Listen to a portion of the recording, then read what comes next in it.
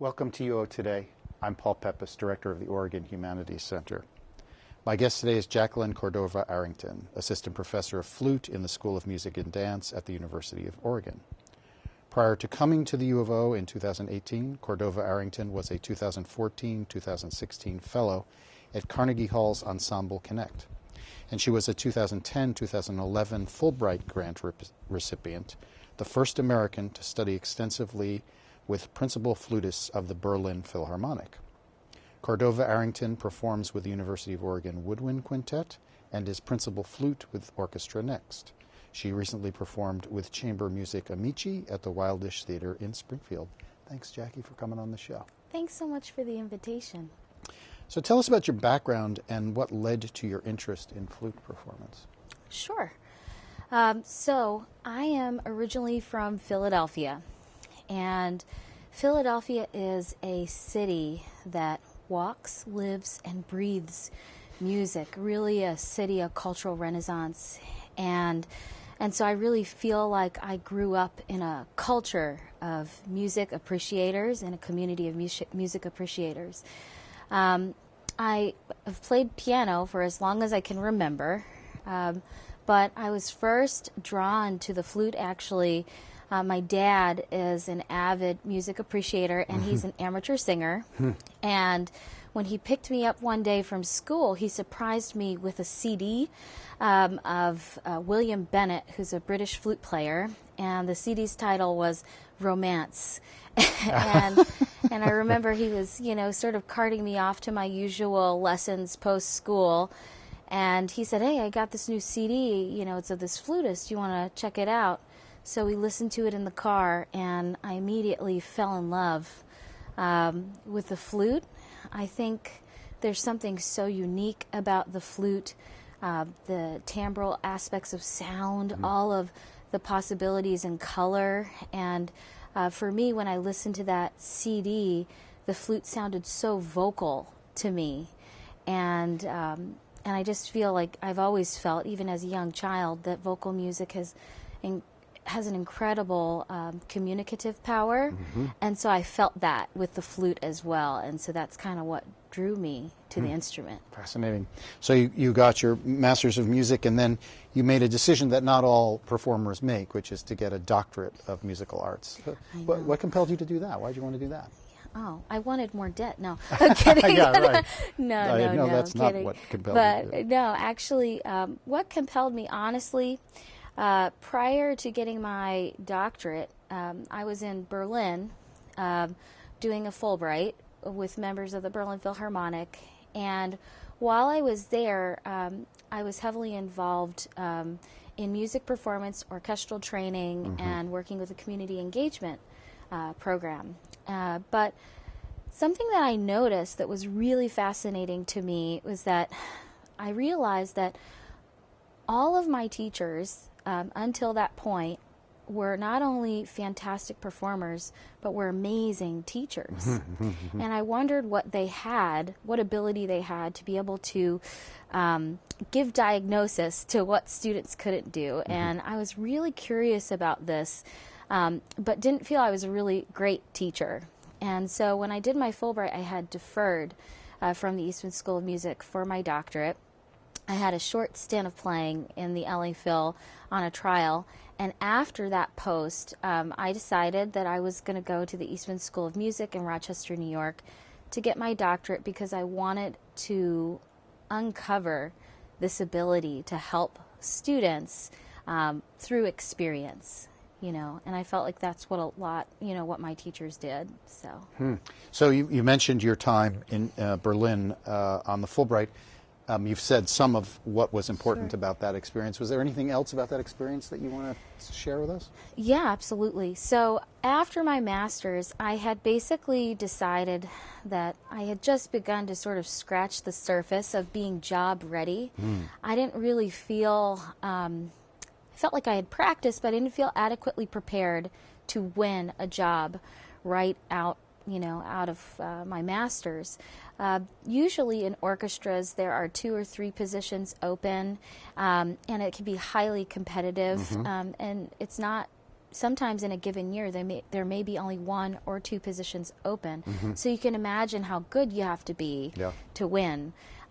So I decided I wanted some time to hone in on my craft, but I also realized that school wasn't the option that I wanted at that time.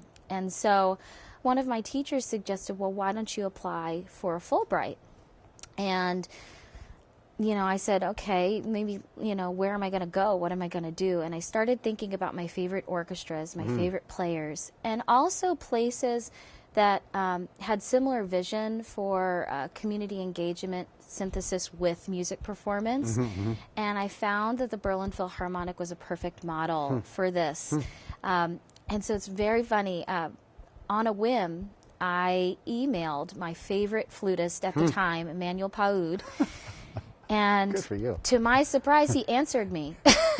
And he said, well, I can't teach you full time, but I have a colleague, Andreas Blau, who's the other co-principal, who could teach you regularly. And when you come, if you get this Fulbright, you can come and take some lessons with me too. And so one thing led to the next, and I found myself in Berlin. As the first American ever. That's such a wild accomplishment. Well, I don't know. It was a really fantastic experience for me. Being able to be around so much excellence, rich traditions of orchestral playing, but then also to really witness musicians that were quite passionate and who remain quite passionate about the community's role in music performance and in engagement. And I had the opportunity to intern while doing my Fulbright with Zukunft at BFI, which is the education department that's there.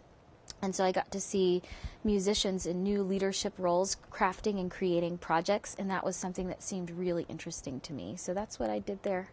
So once you've completed the doctorate, you became a fellow in Carnegie Hall's Ensemble Connect program, which I know engages these questions of community engagement as well. So tell us a little bit about that program, first of all. So basically, Ensemble Connect is a performing and teaching artistry fellowship based in New York City. They are Carnegie Hall's resident chamber music ensemble. And they give recitals and concerts in traditional spaces like the Weil Recital Hall at Carnegie Hall, but also in more unconventional spaces like in prisons, schools, community centers, and things like that. I was first really drawn to Ensemble Connect because I was studying for my doctorate, and I realized that I hadn't really tapped into chamber music as a profession. I had kind of done everything else. I did orchestra very seriously. I've had some really fantastic solo performances with orchestras as a soloist, but I never realized the capacity for chamber music to be a profession in and of itself, but I knew of colleagues who had done it. So I applied for that fellowship and got into it, and sort of working in the community and the rich experiences that that organization does with community engagement was a byproduct of that. For my first time, I did a performance in a prison. I had never been in a prison before, and it was just, I have to say, to this day, one of the most memorable experiences that I've had, and I've kind of have been hooked since to working with different communities and in different spaces, because I realized that that it's one thing for music to exist as, performance art. It's another thing for it to be a living, breathing organism in the community that inspires people to think creatively.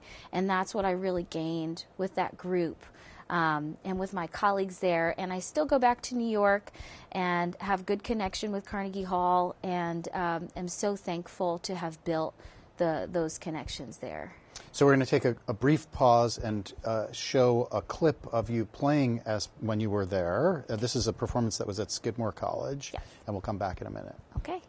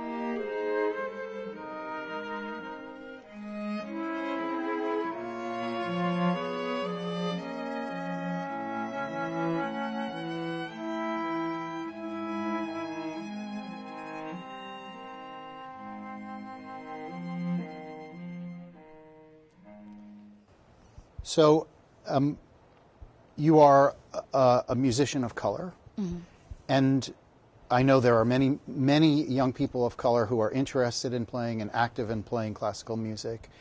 But my sense is that there are institutional and structural barriers that discourage young musicians of color from entering this profession. Can you give us your opinion on ways in which institutions might make it easier for students of color to navigate the realities of music schools, orchestras, etc.? Absolutely. So this is such a great question. For me, when I think back to when I was a student, I really didn't differentiate between genres of music that I listened to. I just liked music, whether it was classical or bluegrass or gospel or whatever it was. I think what people process when they're listening to music is just the experience of art, of beautiful experience. And so one of the ways I think that we can sort of break some of these barriers is by creating roles in higher institutions for people of color, so that from a top-down approach that young people of color see themselves in the field of the arts. I think that's one way. I think another way is to maybe dismantle some of the social standards of classical music performance. So why not have, a particular orchestra play outside of their hall space and in a community center or something like that, bringing music to people rather than having people come to music. But I think lastly, the biggest component is that as classical music as an art form, I think it's really important that we acknowledge that every person that comes to a concert has a valued perspective and experience to bring. And sometimes that can be translated into programming works by musicians of color, by women. But sometimes it can also just start with changing the tone of communication with audiences. And, I think that for a very long time, classical music has sort of had this kind of high art kind of image. And I don't think that we go to, at least I don't, go to a concert to experience high art. I go to a concert to have an experience. And that's something that everyone can share in and also reciprocate in. So I love interactive performances. It's a big part of what I did in New York and a lot of what I do here. Finding ways to engage audience members and their perspectives in a performance, that being just as critical as the performance in and of itself, I think is a huge step in the right direction to help people of color navigate this space. Fascinating. So you've already sort of started to talk about this, but what attracted you to become a professor in higher education? In particular, what attracted you to the University of Oregon? Sure. Well, as you can tell by my career trajectory, it's been kind of diverse and, widespread. And I think, for a long time, I've been looking for the right fit. At first, it was all I wanted to do was play an orchestra. That's it. You could not convince me of doing anything else. And then, all I wanted to do was chamber music. You could not convince me of anything else. But I realized that working in an academic setting could really give me the platform to do a lot of different things. So, I sub with the Oregon Symphony, I sub with the Eugene Symphony. I'm able to build projects here with chamber groups like Chamber Music Amici and in, New York. I'm also pursuing my own projects here independently. And my own research, but then I have this incredible studio of students that I get to share my experience with and help them sort of navigate their own career trajectories. So I really saw an academic position as sort of the perfect platform to explore all of the things that I was really interested in and to have that be valued. Because in a lot of cases, if you're an orchestral musician, you can have a solo career, but it's a pretty tough career to have yourself spread really thin, But I felt like, an academic teaching position has really given me the freedom to do that. And and I guess what drew me to the University of Oregon, I have to be honest, is that the School of Music felt like a very open, and still is, it's a very open and warm community of like incredibly creative people. And the School of Music felt like a blank canvas for me, like a bit. Some institutions are not. But I really felt when I interviewed for this position that and I still feel that there's a great deal of freedom, and not just freedom, but vision for the school, especially with our dean, Sabrina Madison Cannon, who's incredible. And I love vision, and I'm really excited about places that have open vision to the future, and ways that we can impact audiences and communities more with what we do in music. Oh, that's great. Yeah. So let's talk about some of the things you do at the University of Oregon. So tell us about the Oregon Wind Quintet. Sure. So I have incredible colleagues. So there are 5 members of the University of Oregon Woodwind Quintet, and it includes myself, Steve Vaki, who's the professor of bassoon, Melissa Pena, professor of oboe, Juan Kim, professor of clarinet, and Lydia Van Driel, professor of French horn. Right now, Steve is on sabbatical, and he has a wonderful replacement, Nate Hegelson, who's come in to play bassoon. But our quintet does several performances throughout the year, both locally, nationally, and now internationally.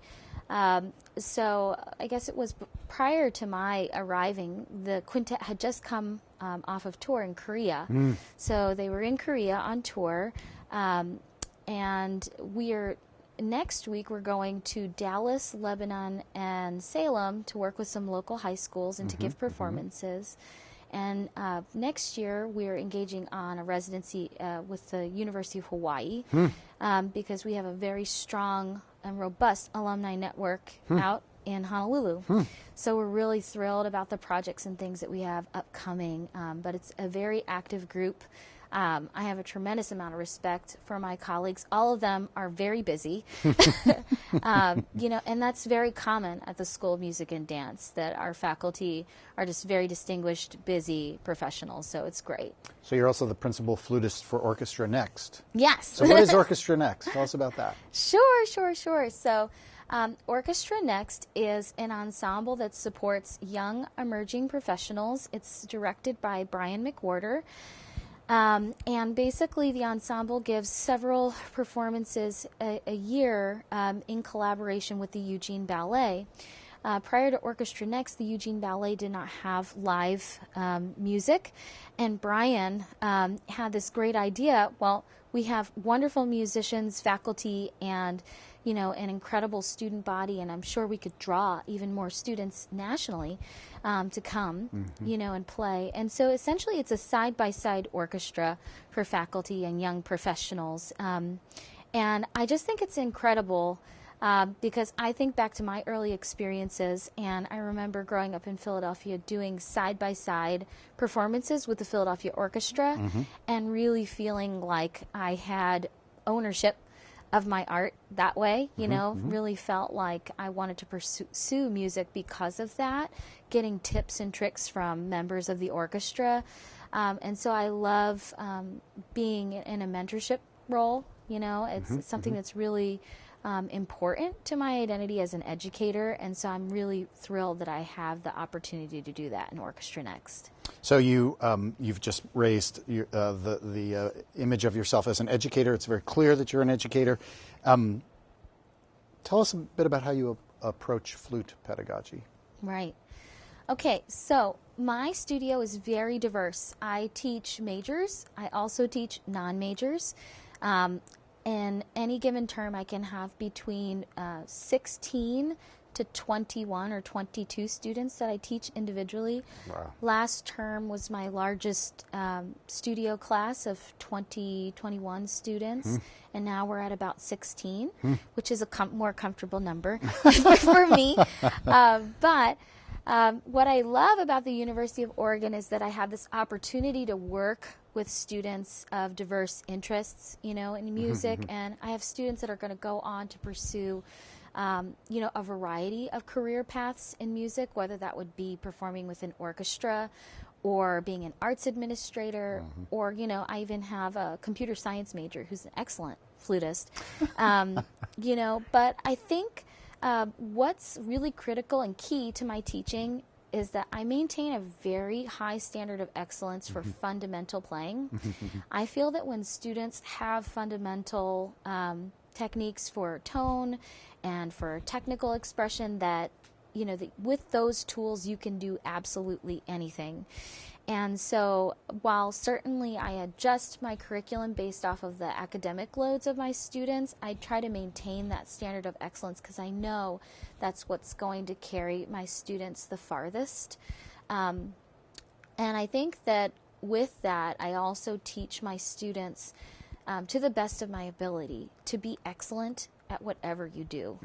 That even if, flute is not your main gig, you can still be excellent in it, and that I think that's what I try to the best of my ability to teach.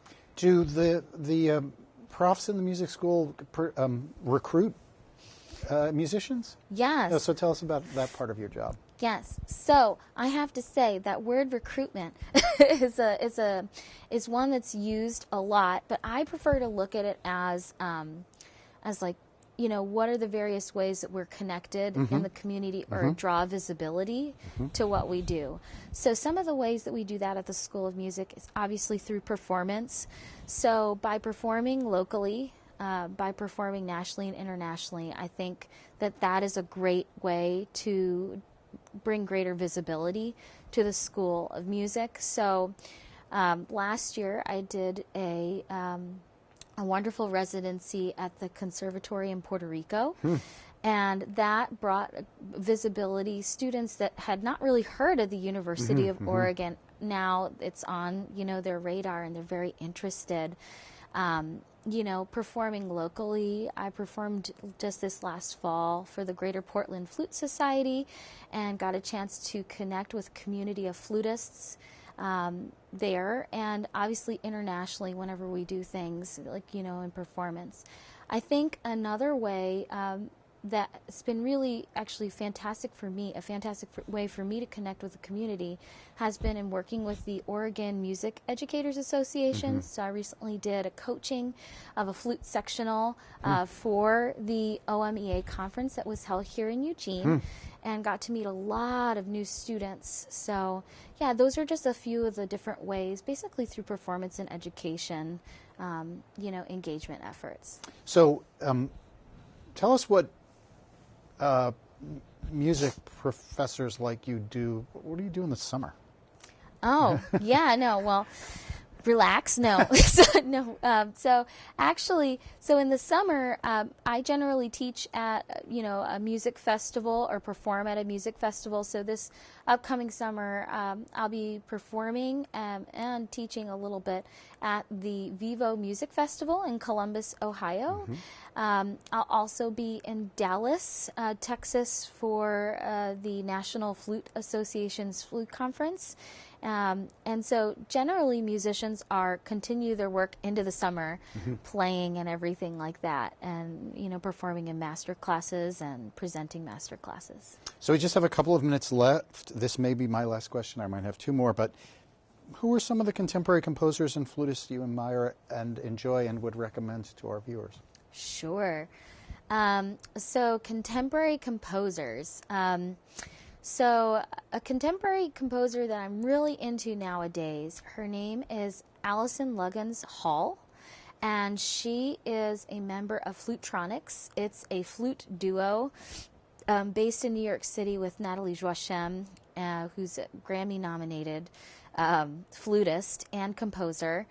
But both Allison and Natalie are great composers, but what really draws me to Allison's work is her interest in social justice and having some of those themes come out in her music. So she recently wrote a piece for solo flute called Homeland, and it's all about some of the immigration issues that have been going on in our country. And another person that I am a huge fan of is Meredith Monk. Meredith Monk is an incredible performing artist, and in fact, she is going to be our Trotter Fellow next year in February, our guest at the University of Oregon. And I just love the amount of risk that Ms. Monk takes. She's 78 and continues to take risks in her music making, and I wish to be like that, through my career. And you've had the opportunity to perform with her? Yes, yeah. So we actually, Ensemble Connect premiered her first piece that she wrote for chamber music ensemble. You're not familiar a lot with her work. She writes primarily for vocalists, and so this was the first time she had written for chamber music for an instrumental ensemble. And so we'll be bringing that piece back here to the University of Oregon in its second performance. So it's going to be a really special event when she comes on campus, and I hope that everyone will come and join us. Well, let's tell everyone to do that. Please come and see Meredith Monk when she comes. Jackie, I want to thank you so much for taking the time to speak with us today. It's been a fascinating conversation. Likewise, thank you for having me. We've been speaking with Jacqueline Cordova-Arrington, Assistant Professor of Flute at the School of Music and Dance at the University of Oregon. Thanks so much for watching.